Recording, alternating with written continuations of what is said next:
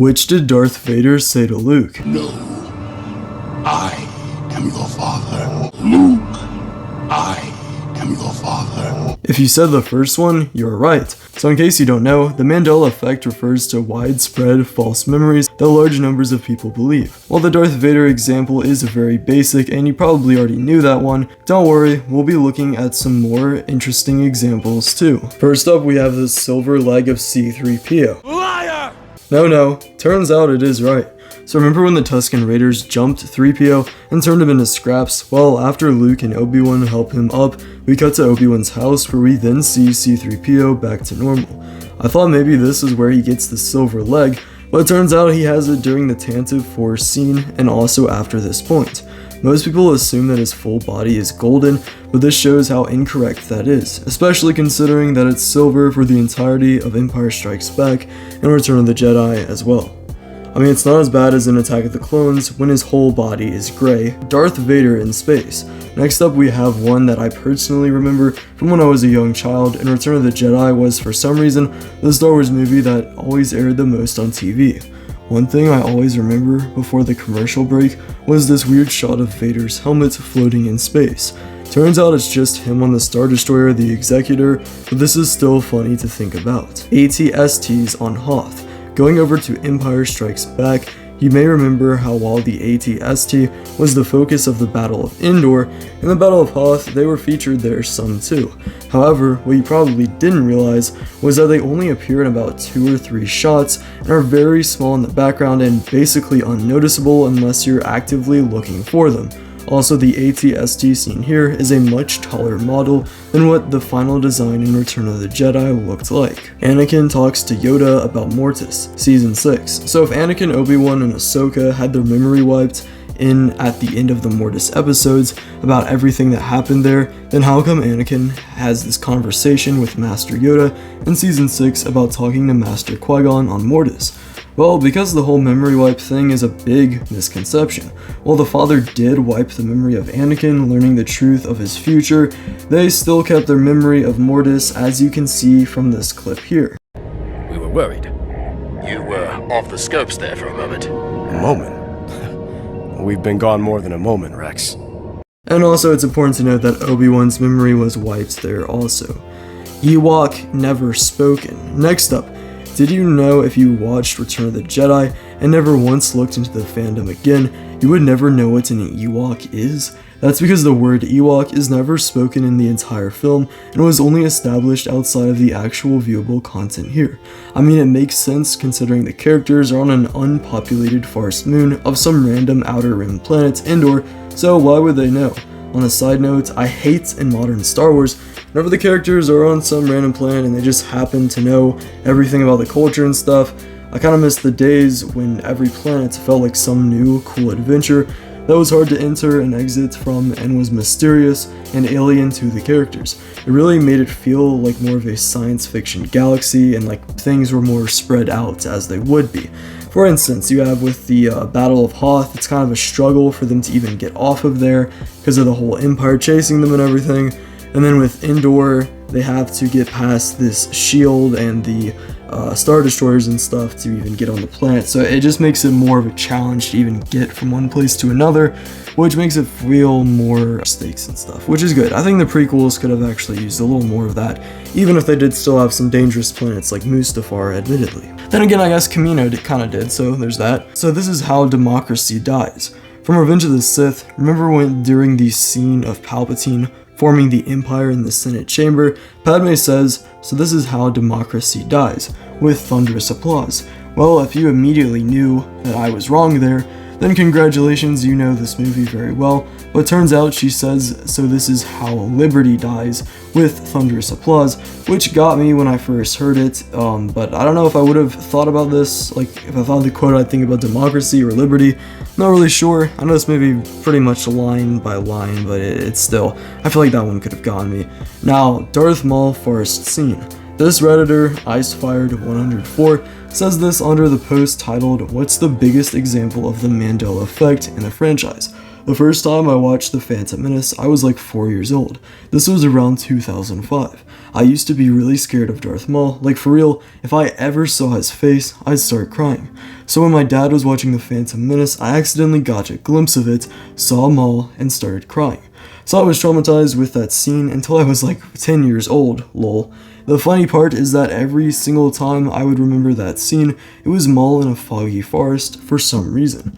That's how I remembered it, and turns out there was never a Maul scene in a forest. My whole childhood was a lie. I find this one interesting where obviously this is a very specific and limited case, but I feel like we all have moments from movies like this we remember that we haven't seen since our childhood. While I don't remember this ever being a memory of mine, I did used to assume that this song called Vertical Battle from Kevin Kiner, who did the music for the Clone Wars, played during this scene.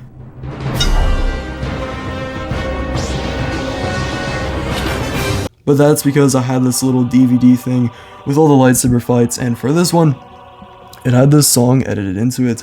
If anyone else remembers this, you are a real one. Anakin Scar. So for Anakin Scar, because while it is established in Legends that Anakin gets his scar from a duel with Ventress, many people assume this means that their fight on Yavin 4, which is from the 2003 Clone Wars, which is in fact now Legends, that this is where he got it, but he actually never gets a cut across the face in this scene, and actually defeats Asajj Ventress here as she falls off of this Masasi temple. Empire Strikes Back ending. Another Mandela effect from Empire Strikes Back, which appears to have a lot of them here, is that the final shot of the movie is Luke and Leia looking out into the stars right after he gets his new hand. The problem is that it actually ends with a shot of the Rebellion fleet. This is kind of strange considering that in every other movie from the saga, we get a wide shot with the important characters looking out. In The Phantom Menace, it is the celebration on Naboo. In Attack of the Clones, it is Anakin and Padme at their wedding. In Revenge of the Sith, it is Uncle Owen and Aunt Beru at their homestead on Tatooine holding Luke. In A New Hope, it is the victory celebration on Yavin 4 at the temple. And then even after that, in Return of the Jedi, it's them at the indoor celebration where you have the gang looking out. So this is the one exception, that being Empire, but I kind of like having one outlier versus them all being the same because it kind of makes it a little more interesting. Speaking of that Return of the Jedi ending, am I the only one that thought it ended with the Force Ghost? I somehow discovered a new Mandela effect when talking about another one. No, I am your father.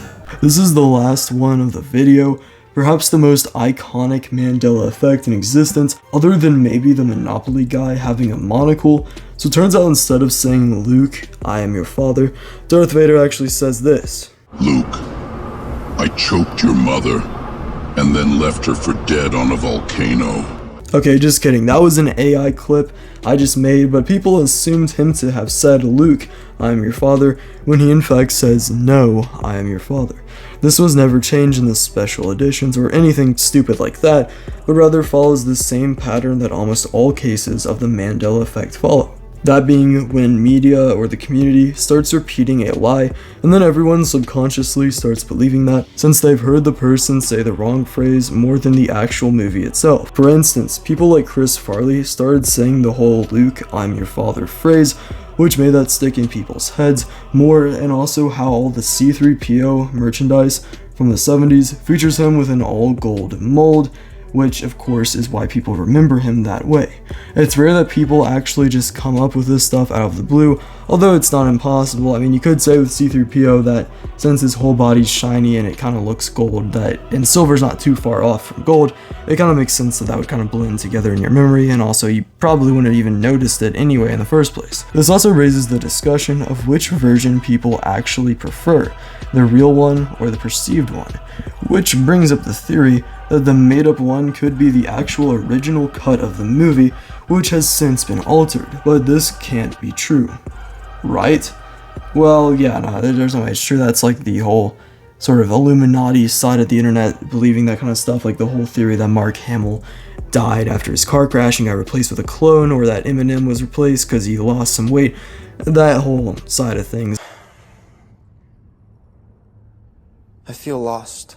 Maybe it's because you haven't shopped at DBBH store, which now has a brand new summer drop with 10 different products. What?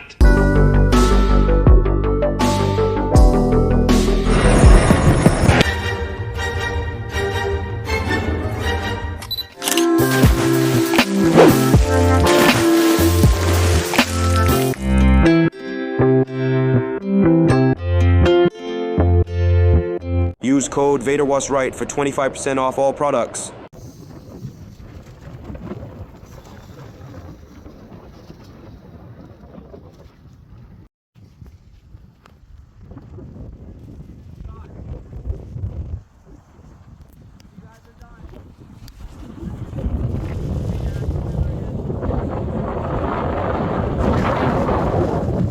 But anyway, that's it for this video. You can subscribe if you want to. Also, check out the new merch drop for the summer if you want to, because you can get some cool beach clothes like me. This is not my merch, but still. Yeah, check out the live streams we do every Friday night. I upload normal videos every Friday at 5 o'clock p.m. Eastern Standard Time. Also, shorts every single day. But, yeah. See ya.